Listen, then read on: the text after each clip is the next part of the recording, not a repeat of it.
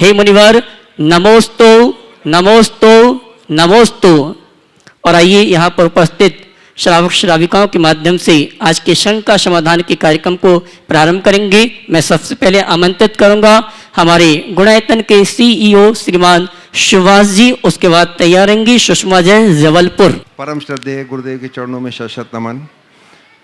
गुरुदेव, आज एक बहुत ही चिंता का विषय को लेकर यहाँ पर आपके श्री चरणों में प्रस्तुत हुआ हूँ। आज सुबह जब चौके में गया, लता जी की आंखों में आंसू देखे, अपनी लता बहन की आंखों में, तो बड़ा ख़राब लगा। पूछा उनसे तो पता लगा कि हमारे सम्माननीय श्रद्धेय महामंत्री, गुणायतन महामंत्री और शिरोमणि संरक्षक श्री कन्हैयालाल जी सेठी का स्वास्थ्य पिछले 2-3 दिनों से बहुत प्रतिकूल चल रहा है गुरुदेव, और इस समय काफ़ी तबीयत उनकी ख़राब है, अस्वस्थ हैं। तो हम लोग बहुत व्यथित हैं इस बात को लेकर, पूरा गुणायतन परिवार और उनका परिवार बहुत व्यथित हैं गुरुदेव। तो आपका आशीर्वचन गुरुदेव इस समय में मिले ताकि हम लोगों का ढाढ़स बंध पाए। देखिए, कन्हैयालाल जी हमारे समाज के एक बड़े विभूति और बहुत ही उच्च मनोबल के धनी और इच्छा शक्ति से संपन्न व्यक्तित्व हैं। पूर्वांचल के सभी संस्थाओं के निर्माण और विकास में उनका बहुत बड़ा योगदान है, और गुणायतन के तो वो संस्थापक रीढ़ की तरह प्रारंभ से ही उन्होंने बहुत बहुत योगदान इस कार्य में दिया है। थोड़ी सी बीमारी आई है, पर मुझे पक्का भरोसा है वे अपने उच्च मनोबल के बल पर अपनी बीमारी को हरा देंगे, और मेरा आशीर्वाद है, मैं भावना भरता हूँ वो शीघ्र स्वस्थ हों। और अभी मुझे जो रिपोर्ट मिली है मंच में आने से पहले, उनका स्वास्थ्य अब सुधार पर है, बहुत जल्दी सुधार हो, ऐसी भावना हमें भानी है। निश्चित वो हमारे इस गुणायतन के एक मजबूत स्तंभ है। उम्र के इस पड़ाव में लगभग 82 वर्ष से अधिक उम्र है उनकी, लेकिन आज भी वो जवानों की तरह एक्टिव रहते हैं। नियमतः वो क्रियाशील रहेंगे और उनका मनोबल उन्हें जीत दिलाएगा, ऐसी मुझे पूरी आशा है और मुझे भरोसा भी है।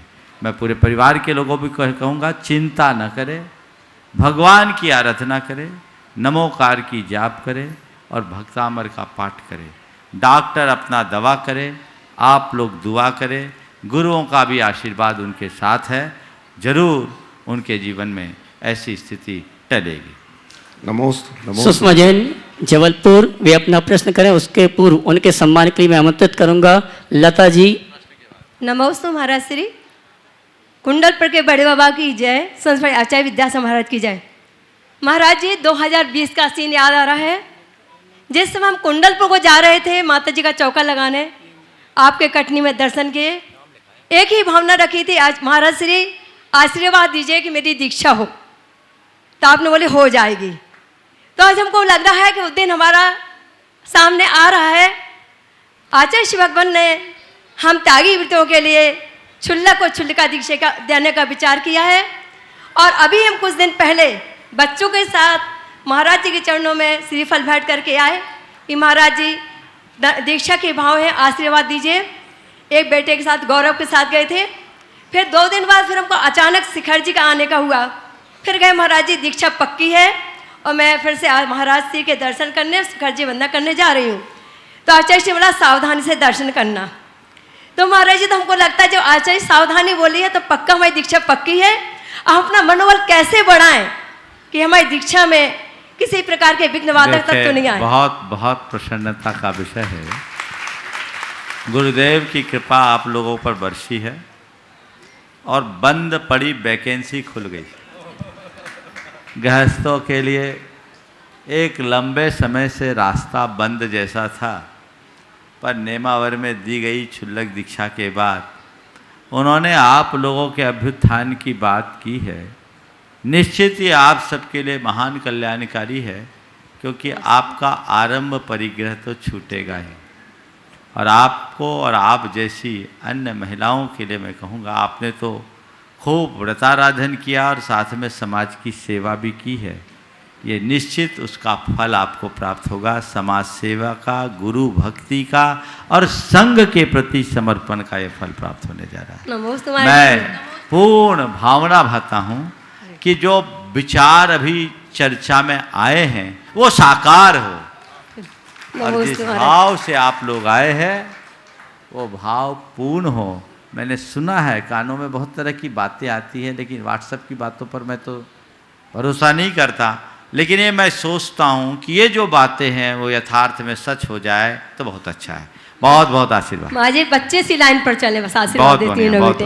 हाँ। सुषमा जी के सम्मान के लिए पहुंच रही लता जी। एक बार मैं कहूँगा सुषमा जी का एक बार आप करतल ध्वनि से सम्मान कीजिए। इन्होंने घोर संघर्षों का सामना करते हुए भी समाज के कल्याण में बहुत बड़ा योगदान दिया है। जबलपुर की महिलाओं को संगठित करके महिला परिषद को खड़ा करने में इनका बहुत बड़ा योगदान, और इनका महिला परिषद केवल किटी पार्टी वाला महिला परिषद नहीं है, इनके महिला परिषद में व्रती प्रतिमाधारियों की भी अच्छी संख्या है। ये अपने आप में एक बहुत अच्छा उदाहरण है और उसमें इनकी बड़ी प्रमुख भूमिका है। आपको उसका फल मिलने जा रहा है। बहुत बहुत आशीर्वाद। श्रीमान महेंद्र जी पांड्या कोलकाता, और उसके बाद तैयार रहेंगे बरखाजन पुणे गुणायतन ट्रस्टी। महेंद्र जी पांड्या कोलकाता, उनका सम्मान का कार्यक्रम श्रीमान ऋषभ जी और विनोद जी देहरादून कर रहे हैं। आप जोरदार ताली बजाकर उनका सम्मान करें।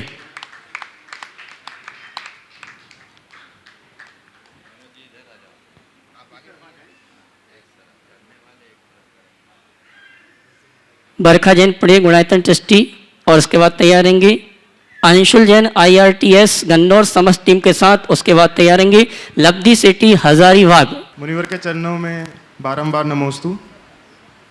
महाराज श्री, मेरा प्रश्न कर्म और नियति की जो समीकरण है उससे जुड़ा हुआ है। कर्मों का जो कंट्रोल है वो तो हमारे हाथों में होता है, हम जो चाहते हैं वो करते हैं, उसके लिए प्रयास करते हैं। लेकिन जो भाग्य है उसके बारे में हमें बहुत ही कम पता है और मनुष्य कोशिश करता है कि भाग्य को किसी तरह से कंट्रोल कर सके। लेकिन दोनों का जो समीकरण है, एक जीवन में सफलता के लिए, आगे वृद्धि के लिए, तो उसके बारे में महाराज श्री आपका। देखो, तुम जैसे युवाओं के लिए मैं एक संदेश देना चाहता हूँ। सबसे पहले तो मैं पूरी समाज के लिए कहूँगा कि इस युवा का अनुमोदन करो। इस युवक ने पूरा सुनो, UPSC में सफलता प्राप्त की है, IRTS में इसका सिलेक्शन हुआ है और अभी सितंबर में ही इसका इंटरव्यू है। भावना भाव ये IAS होकर निकले। मैं भी ये भावना भावता हूँ, क्योंकि ये बड़ी कठिन परीक्षा है और इस दौर में बहुत सारे लोगों को हताशा भी झेलनी पड़ती है। शायद ये जो सवाल आ रहा है इसी वजह से आ रहा हूँ जी महाराज। लेकिन मैं तुम जैसे युवकों से एक ही बात कहूँगा, मेरे भाग्य में क्या है इसका मुझे पता नहीं। मुझे क्या करना है और क्या बनना है केवल उसका पता होना चाहिए। समझ गए? मेरे भाग्य में क्या है इसको सोचो मत, मुझे क्या करना है क्या बनना उसे देखो। इन सब बातों में समय मत लगाओ।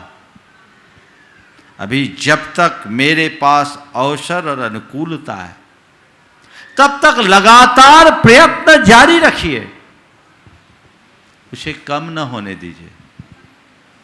ये मत सोचो मेरे भाग्य में नहीं है। यहाँ सवाल भाग्य का नहीं है, क्योंकि लाखों लोग बैठते हैं। UPSC में कितने बैठते हैं? 5 लाख के आसपास। प्री में कितने निकलते हैं? 10,000। और मेंस में कितने जाते हैं? मेंस के बाद 2,000 इंटरव्यू देते हैं महाराज जी। 2,000 इंटरव्यू देते हैं। अब सोचो 5 लाख में 2,000 छटेंगे और सिलेक्शन होगा 300 500 800। जनरल के? जनरल के 350। तो क्या हुआ? अब इसका मतलब ये नहीं कि सबका भाग्य खोटा है। अरे ये तो प्रतियोगिता है। अब कोई खेल खेलने जा रहे हो, कोई खेल खेलने जा रहे हो, एक जीतेगा एक हारेगा ना। तो जीत गया वो भाग्यशाली, हार गया वो दुर्भाग्य। अरे अंतर्राष्ट्रीय खेल में उसका सिलेक्शन हो गया, एक कम बड़ा भाग्य है? बोलो। आज ओलंपिक में एक कोई पदक मिला, कल शायद बताते हैं कौन, चोपड़ा, हाँ नीरज चोपड़ा। बड़ा जश्न मनाया जा रहा है देश में, अच्छी बात है। लेकिन इसका तात्पर्य ये तो नहीं है कि और जिनको नहीं मिला वो सब अभागे हैं। 130 करोड़ की जनता में से 11, 12, 10, 5 या किसी किसी में तो सीमित सदस्य होते हैं, उसमें से छटके जाने वाले क्या कम भाग्यशाली हैं? बोलो। नहीं महाराज जी, सभी भाग्यशाली हैं। तो 5 लाख से निकल करके 2000 में सम्मिलित होने वाले क्या भाग्यशाली नहीं है? भाग्यशाली। तो अपने आप को अभागा कभी मत समझना। ये तो घोषित है, सिलेक्शन 350 का ही होना है, तो जिसका होना है वो होगा। सब तो सिलेक्ट नहीं हो पाएंगे ना। तो यहां भाग का रोना रोना ठीक बात नहीं है। यहां यह सोचना चाहिए कि शायद नियति को मेरा ये काम मंजूर नहीं था, जिसका मंजूर था वो सिलेक्ट हो गए, पर मेरी अन्य संभावनाएं तो अभी जीवित है।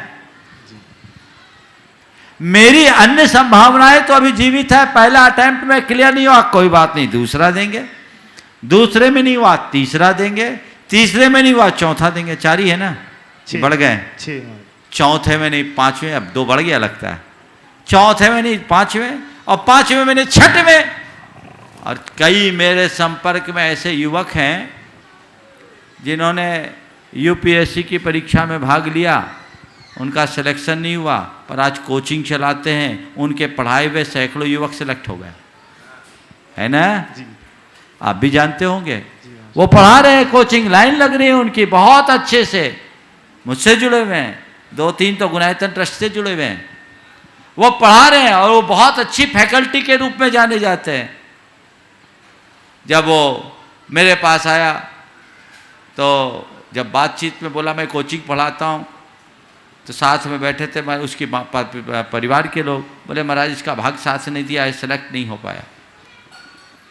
तो उस लड़के ने जो बात कही वो मैं बात कहना चाहूँगा। उसने कहा महाराज मैं भले सेलेक्ट नहीं हो पाया, पर मेरे द्वारा पढ़ाए हुए लोग सेलेक्ट हो रहे हैं, मुझे इसका फक्र है। ये सोचना तुम्हारे माध्यम से मैं सब लोगों से कहूँगा, किसी क्षेत्र में आगे बढ़ते हुए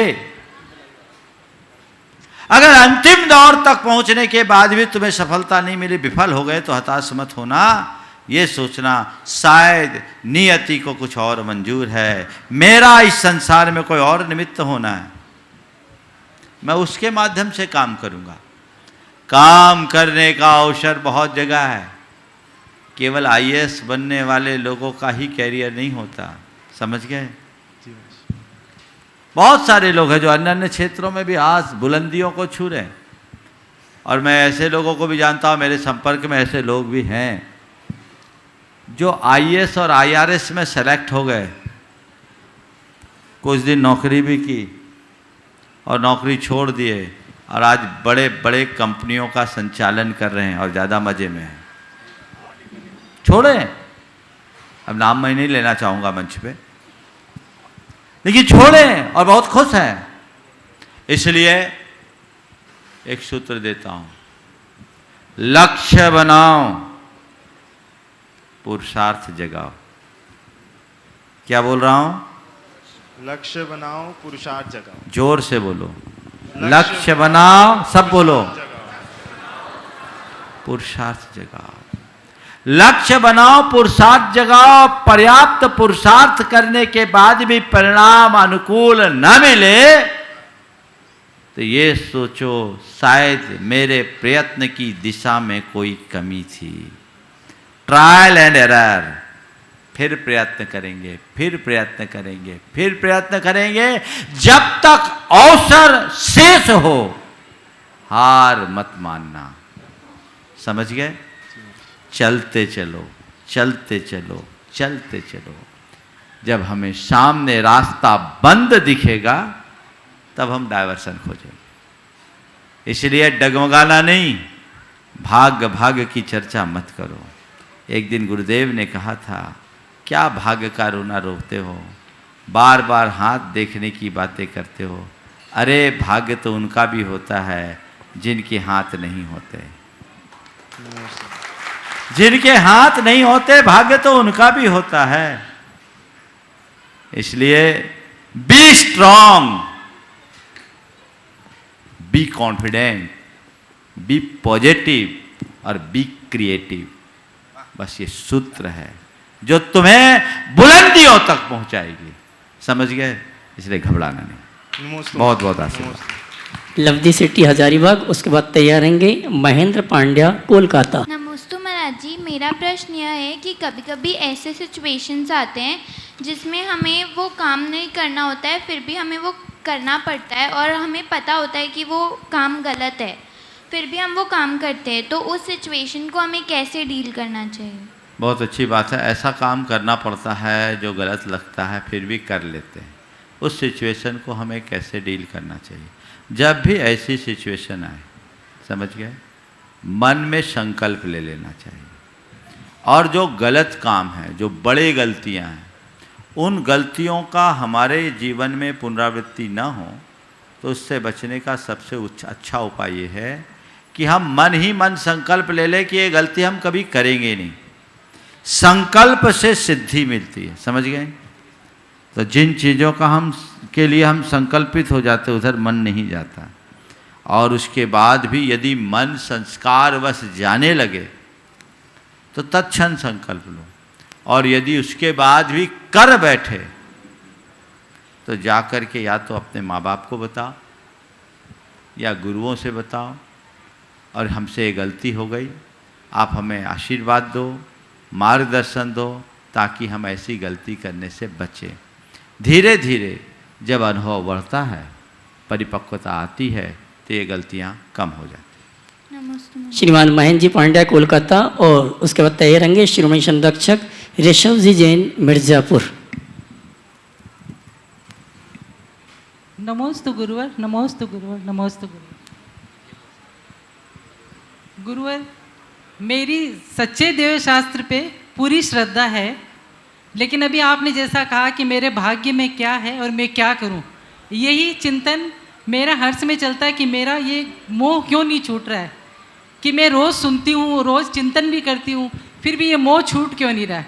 ये जो संसार में फंसे हुए और मोह में फंसे हुए हैं, वो इसके लिए क्या करना? ये समस्या आपकी ही नहीं है, हम योगियों की भी।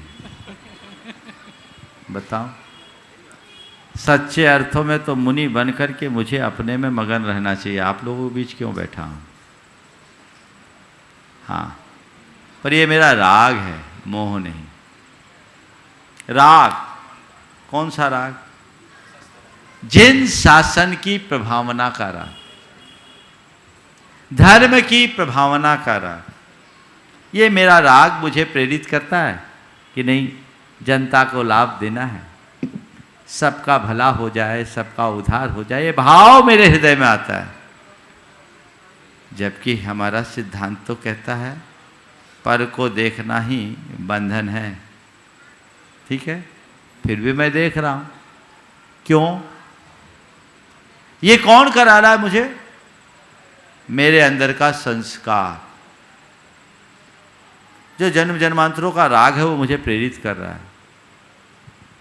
यद्यपि मेरे लिए यही आलम्बन है, क्योंकि ये नहीं करूंगा तो अशुभ में बन जाएगा। तो अशुभ से बचने के लिए मैं अपने आप को शुभ में लगाया हूं, और न केवल स्वयं को शुभ में लगाया हूं, अपितु तो इस माध्यम से हजारों लाखों लोग शुभ में लग रहे हैं। उसे देखकर मन में संतोष भी कर लेता हूं कि चलो कुछ तो अच्छा है, नीचे जाने से अच्छा बीच में रहना बेहतर है। लेकिन इसकी वजह बताइए। समाधि तंत्र में आचार्य पूज्यपाद ने लिखा, जाननपि आत्मनस्तत्वं विविक्तम भावयन्नपि पूर्व विभ्रम वशात् चेतः भूया भ्रांति में अभिगच्छति। अपने आत्म तत्व के स्वरूप को जानते हुए भी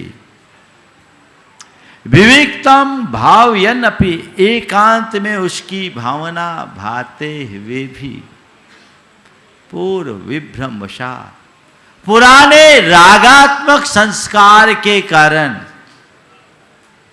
हमारा चित्त भूयः भ्रांति में अभिगच्छति, बार बार उधर ही चला जाता है जिधर नहीं जाना चाहिए। तो राग भूमिका अनुरूप रहता है, वह क्षम्य है, पर मोह बेड़ी है, बाधा है, मोह टूटना चाहिए। नहीं छूटा तो भेद विज्ञान ही नहीं हुआ, और भेद विज्ञान नहीं तो कल्याण नहीं। इसलिए मोह मुक्त जीवन जीने का भाव जगाए। मैं कौन हूँ, मेरा क्या है, मैं क्या कर रहा हूँ, मुझे क्या करना चाहिए, इस सवाल का उत्तर नित्य अपने मन से पूछिए, जरूर मन अच्छा हो। शिरोमणि संरक्षक ऋषभ जी मिर्जापुर, उसके बाद तैयार रहेंगे निर्मल जी मुंगेर अपने सभी साथियों के साथ। गुरुदेव के पावन चरणों में मेरा और मेरे परिवार का बारंबार नमोस्तु नमोस्तु नमोस्तु। गुरुदेव, आज मेरे साथ हमारे मित्र श्री उमानाथ मौर्य जी, भदोही मिर्ज़ापुर, जो कि कालीन नगरी के नाम से जाना जाता है और 30,000 करोड़ से ज़्यादा का सालीना एनुअल टर्नओवर कालीन का होता है। गुरुदेव ये हर साल अपने हाथों से 50,000 डिजाइनें करीब करीब निर्मित करते हैं, बनाते हैं, और उन कलाइयों, उन डिजाइनों का कारपेट इंडस्ट्री में बहुत बड़ा योगदान होता है। जब हमने इनसे गुणायतन का परिचय कराया, आपका परिचय कराया, तो बरबस ये तैयार हो गए कि जितनी जल्दी हो सके हमें शिखर जी ले चलें। गुरुदेव ये डायबिटिक के पेशेंट होने के बावजूद इनकी तबीयत ठीक नहीं थी, लेकिन इन्होंने नहीं किया और पूरी अपनी भावना का उपयोग करते हुए मेरे साथ आज आपके दर्शन करने आपके चरणों में आए हुए हैं। तो गुरुदेव, हम ये जानना चाह रहे हैं कि एक संपूर्ण कलाकार है, आर्टिस्ट है, तो उसका अपने संस्कृति, धर्म, समाज और देश के प्रति क्या योगदान होना चाहिए। एक कलाकार का धर्म, संस्कृति, देश, समाज और के लिए क्या योगदान होना चाहिए और उसका उपयोग क्या होना चाहिए। देखिए, सबसे पहले तो आपके साथ उमानाथ जी के लिए मैं आशीर्वाद देता हूँ। उनके इस धार्मिक भावना की सराहना करता हूँ। बहुत अच्छे मन से वे अपने सुपुत्र के साथ यहाँ आए हैं और ये भाव लेकर आए हैं कि मुझे कुछ योगदान देना है। वाकई में सराहनीय बात है। आपने पूछा है एक कलाकार का देश, धर्म और संस्कृति के विकास में क्या योगदान रहता है।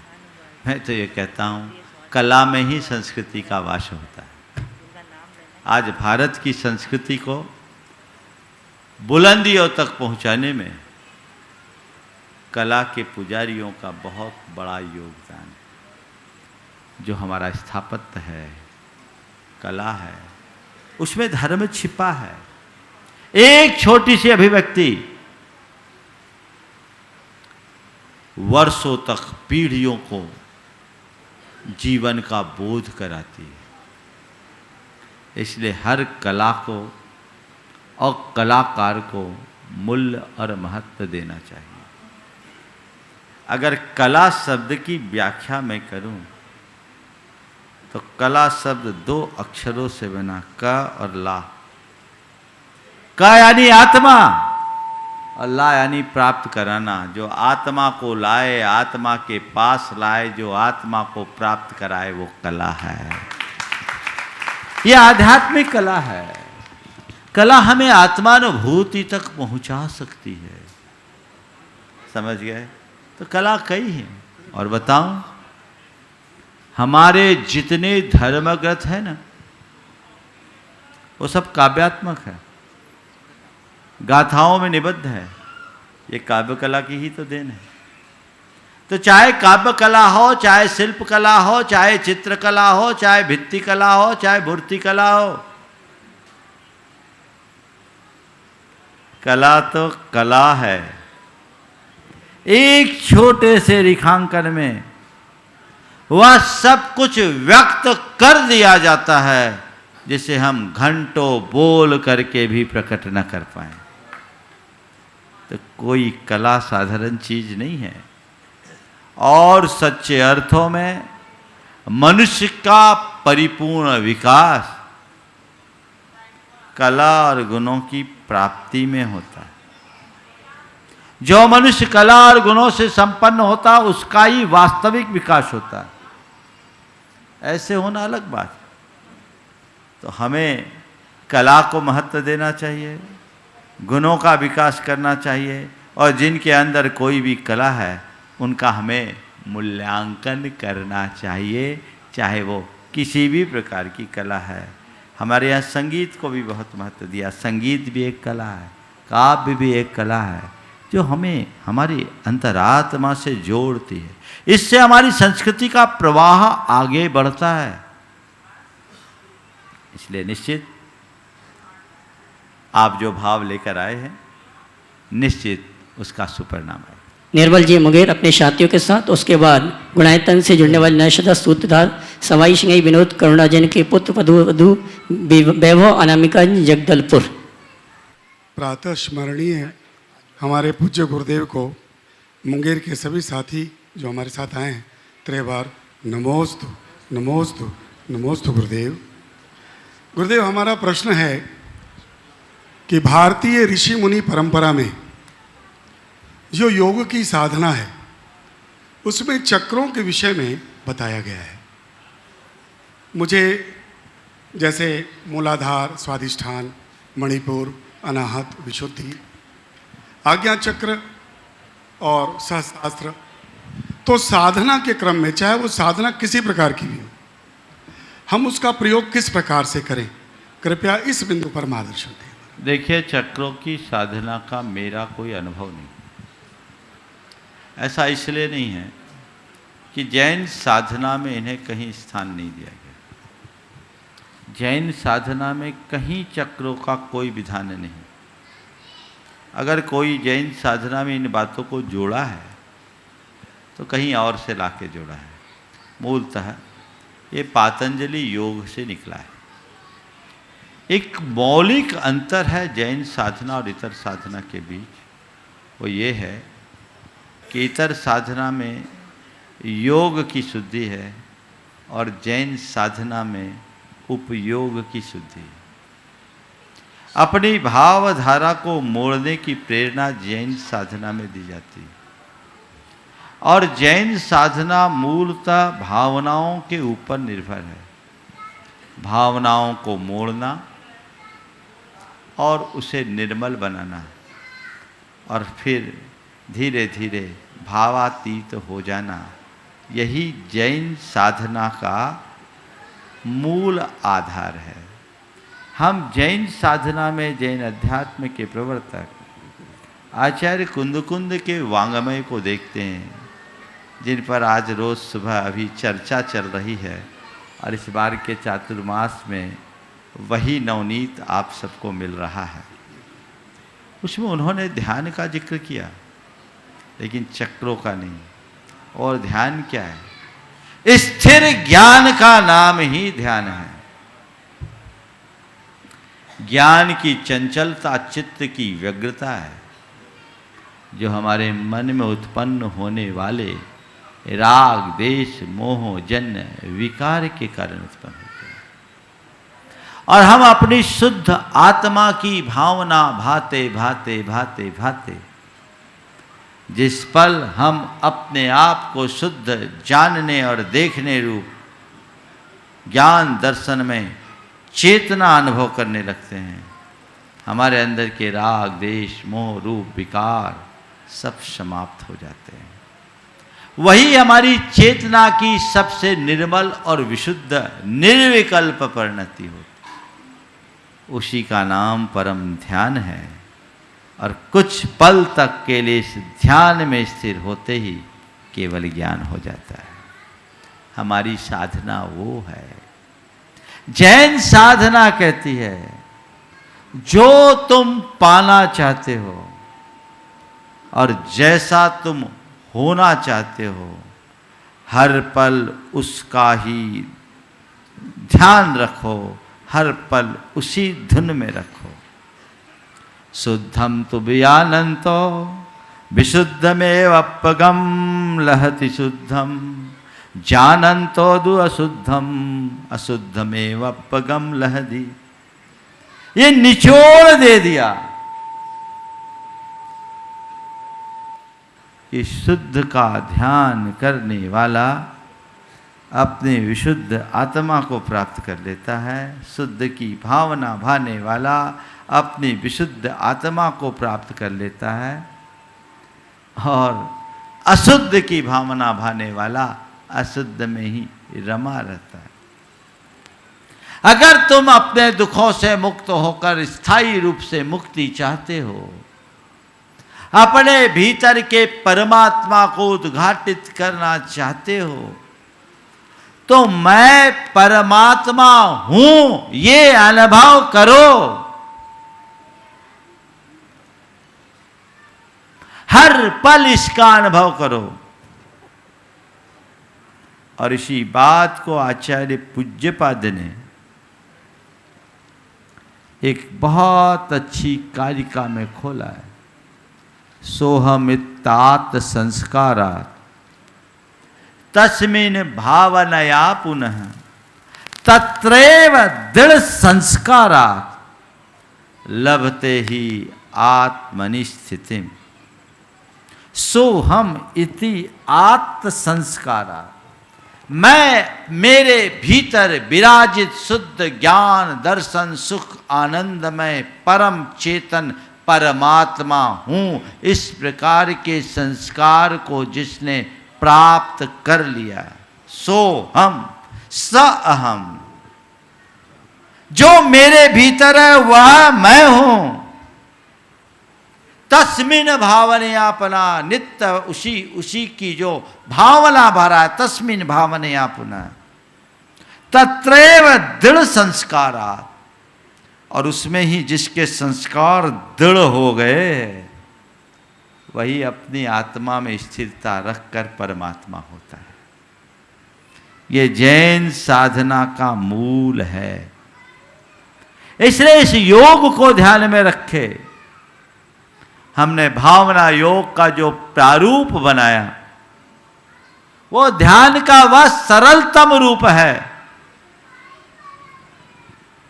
ध्यान भी नहीं कहूंगा, साधना का वह सरलतम रूप है जिसे हर कोई अपनाकर अपने जीवन में आमूल चूल परिवर्तन घटित कर सकता है। और आज का आधुनिक मनोविज्ञान उस पर ही जोर देता है। जिस बात को आज का आधुनिक मनोविज्ञान आज कह रहा है, जैन परंपरा में वो सदियों से साधना के रूप में अपनाई जाती रही है।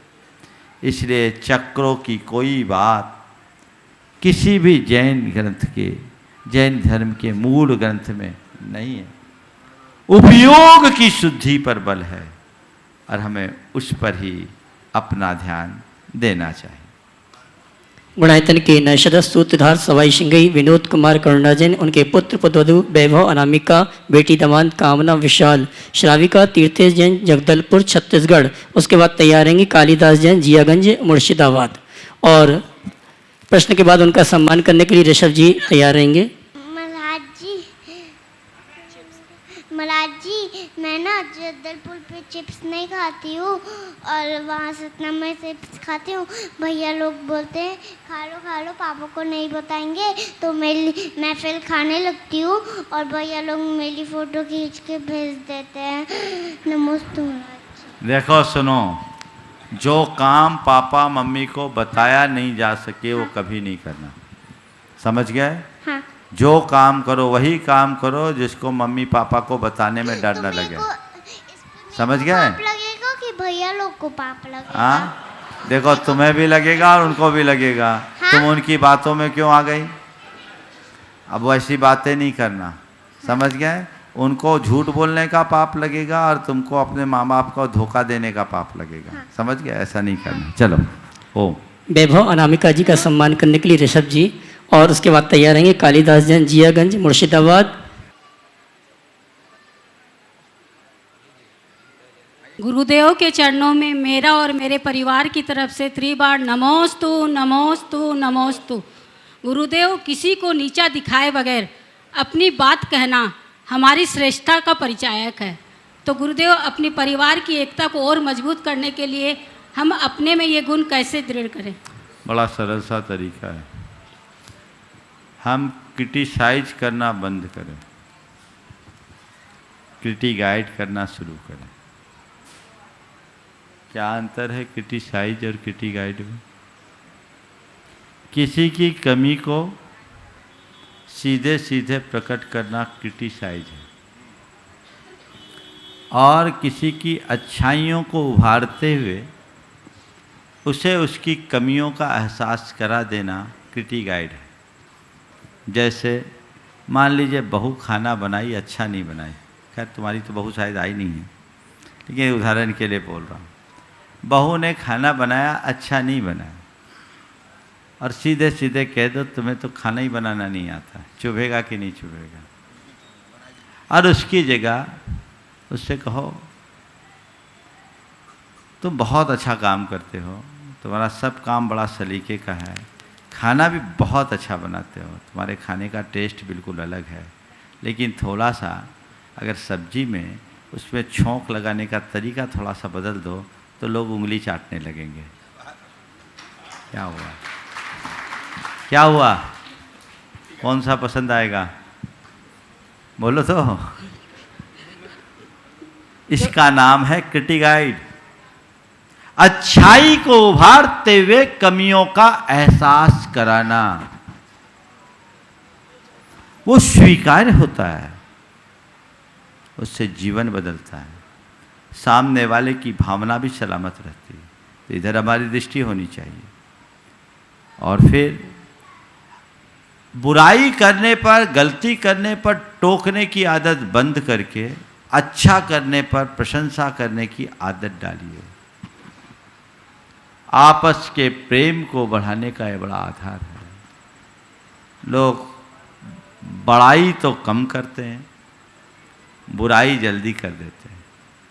प्रशंसा करने में लोग भले पीछे रह जाए, पर आलोचना और नुक्ताचीनी में पिले रहते हैं, है ना, पिल पड़ते हैं एवं टूट पड़ते हैं।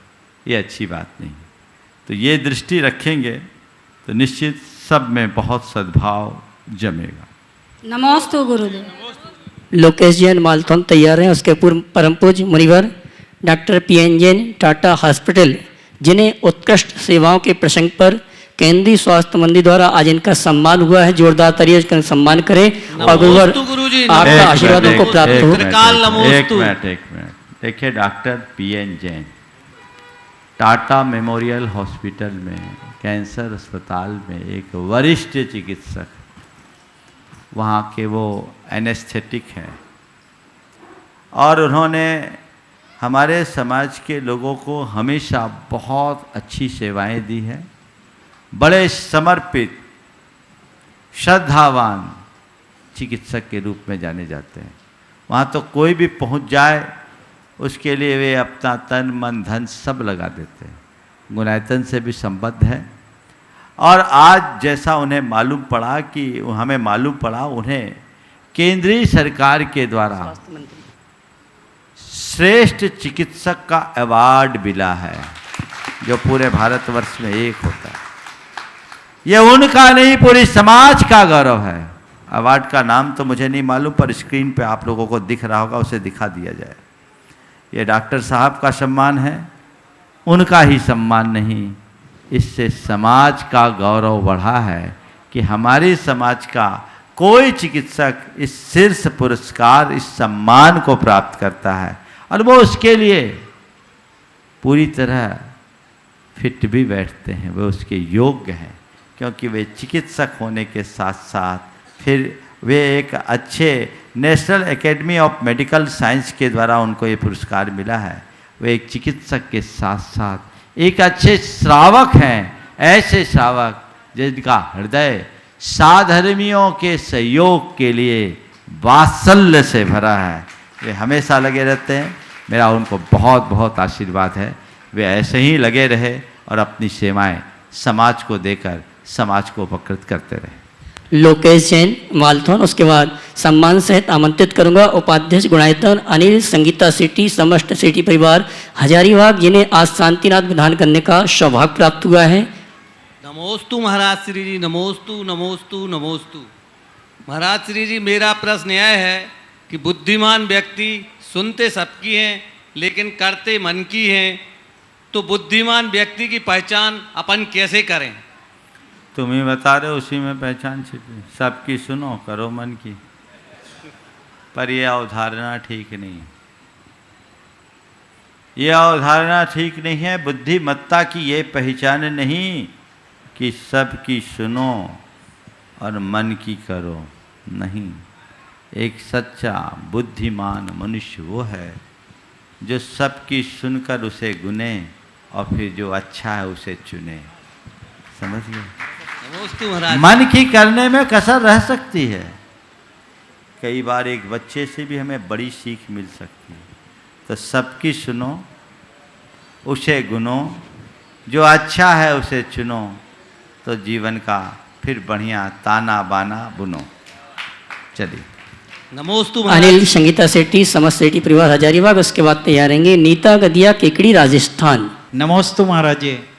महाराज जी, पानी अगर गंदा होता है तो उसे स्थिर छोड़ देते हैं, जिससे वो बिल्कुल शांत, स्थिर छोड़ देते हैं जिससे वो बिल्कुल साफ हो जाता है। महाराज जी, मन में अगर गंदगी हो, मन मैला हो और शांत नहीं हो, तो उसको साफ और शांत करने के लिए क्या करें? बहुत अच्छा सवाल। पानी गंदा हो, थोड़े देर उसे स्थिर छोड़ दो, शांत हो जाएगा। मन में मलिनता हो, उसे शांत करने के लिए क्या करो? वही फार्मूला अपनाओ। समय टाल दो। एक किस्सा याद आ गया, सुना दूं? 1 मिनट का, बहुत प्रेरणा। गुरु शिष्य नदी के तट पर बैठे थे। गुरु को प्यास लगी। उन्होंने शिष्य से कहा, जा नदी से पानी लेके आ जा। शिष्य गया, नदी में उतरा। थोड़ी देर पहले एक बैलगाड़ी निकली, पूरा पानी मटमैला दिखा। वो घाट से खाली लौट आया। कहा, गुरुदेव पानी मटमैला है, गंदा है, पीने लायक नहीं। मैं वापस आ गया। बोला, अच्छा पानी मटमैला? हाँ, बैलगाड़ी निकली थी, पूरा पानी मटमैला हो गया। गुरु ने थोड़ी देर उसे बातचीत में लगाया, फिर कहा, जा बेटा पानी लेकर आ। पर गुरुदेव पानी तो गंदा, जा तो साफ हो गया होगा। शिष्य गया, आश्चर्य, पानी एकदम निर्मल और साफ। वो पूरा घड़ा भर कर ले आया, गुरु के पास रखा। गुरु ने पानी पिया। उसके बाद उसने सवाल किया, गुरुदेव ये क्या माजरा हो गया? पहले मैं गया था तो पानी गंदा था, और अब गया तो पानी साफ, आखिर क्या चमत्कार हो गया? गुरु ने कहा, बेटा इसमें कोई चमत्कार नहीं है। तू जब गया था तो बैलगाड़ी निकली थी, उसके घर्षण से नीचे की मिट्टी उभर आई, पानी मटमैला हो गया। इतनी देर में वो सब पानी बह गया, अब पानी साफ आ गया, ऊपर का साफ पानी आ गया, सब ठीक है। बस मैं इस सूत्र से, इस कहानी से एक सूत्र देना चाहता हूँ। जीवन में जब भी कोई समस्या या परेशानी की बैलगाड़ी निकले तो थोड़ा समय टालने के आदी और अभ्यासी बन जाओ। संबंधों की नदी हमेशा साफ बनी रहेगी। नमोस्तु महाराज। मन में गंदगी आए, थोड़ा समय टाल दो।